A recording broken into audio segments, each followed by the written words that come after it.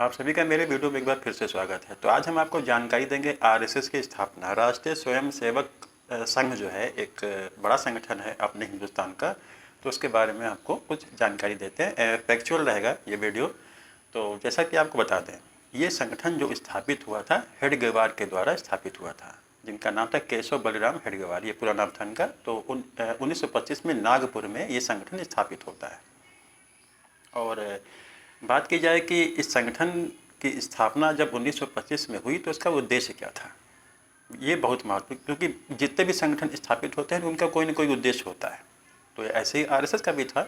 तो आरएसएस का जो उद्देश्य था वो था हिंदुओं में संगठन की भावना का संचार करना, उनको संगठित करना और लोगों में राष्ट्र प्रेम एवं जो है समाज सेवा की भावना को पैदा करना, ये इनका उद्देश्य था।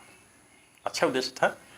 तो इस प्रकार से ये संगठन स्थापित हो गया जो है नागपुर में। अब बात की जाए, आपको बता दें जानकारी के लिए कि जो हेडगेवार थे ये पेशे से एक चिकित्सक थे और इससे पहले ये अनुशीलन समिति थी, बंगाल की एक क्रांतिकारी संगठन था, उसके मेंबर हुआ करते थे ये। उसके बाद आगे चल करके फिर ये हुआ कि इस संगठन का नाम जो मैंने बताया आरएसएस, ये 1926 में जा करके हुआ था। इससे पहले कुछ नाम और भी तय हुए थे, जैसे आरएसएस तो नाम जो है तय हुआ था। इसके अलावा जो है भारतोद्धारक, एक नाम मैंने लिखा हुआ है यहाँ पे, जो है भारतोद्धारक मंडल, ये भी नाम जो है सुझाया गया था, लेकिन आरएसएस का नाम भी रखा गया। ठीक है, तो इस प्रकार से ये संगठन स्थापित हो गया अपने उद्देश्यों के साथ में। अब बात करें कि जो हेडगेवार थे उनको ये प्रेरणा जो है किससे मिली, तो बालकृष्ण मुंजे, ये भी एक महान स्वतंत्रता सेनानी थे और इनका भी बड़ा योगदान रहा है जो है भारतीय इतिहास में। तो तो जो है इन्हीं से प्रेरित हो करके इन्होंने इस संगठन की स्थापना की। अब जो बालकृष्ण मुंजे हैं, जो आजकल का छत्तीसगढ़ है, यहाँ पे बिलासपुर में इनका जन्म हुआ था जो है मुंजे का।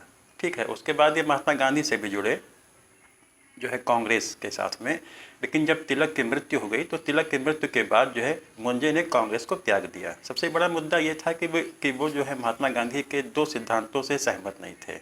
एक सिद्धांत है अहिंसा का और दूसरा है जो है मतलब कि धर्म निरपेक्ष। इन सिद्धांतों से में वो विश्वास नहीं करते थे, तो उन्होंने जो है गांधी जी के का जो एक साथ था उसको छोड़ दिया उन्होंने। ठीक है, तो इस प्रकार से संगठन धीरे धीरे अपना काम कर रहा है और देश के निर्माण में भी काम कर रहा है। तो इस प्रकार से ये संगठन है। अब बात करते हैं कि ये अपने विचारों के प्रचार प्रसार के लिए किस पत्रिका का इस्तेमाल करती है आज भी। तो कुछ पत्रिकाओं के नाम है, आपको हम बताते हैं। तो उनकी जो सबसे पहली पत्रिका थी उसका नाम है ऑर्गेनाइजर। ये इंग्लिश में छपता था। दिल्ली में 1947 में इसकी शुरुआत हुई थी। अब इंग्लिश में क्यों? इंग्लिश में इसलिए कि जो इंग्लिश भाषी लोग हैं उन लोगों को भी अपने विचारों से अवगत कराया जा सके। अब हिंदी में जो पत्रिका थी वो 1948 में दिल्ली में छपती थी, उसका नाम था पंचजन्य। ठीक है, तो ये हिंदी में छपती थी। इसके अलावा मराठी के नाम से भी एक जो है पत्रिका थी और एक जो पत्रिका लखनऊ से प्रकाशित होती है जिसका नाम है राष्ट्र धर्म। ये बहुत ही महत्वपूर्ण पत्रिका है।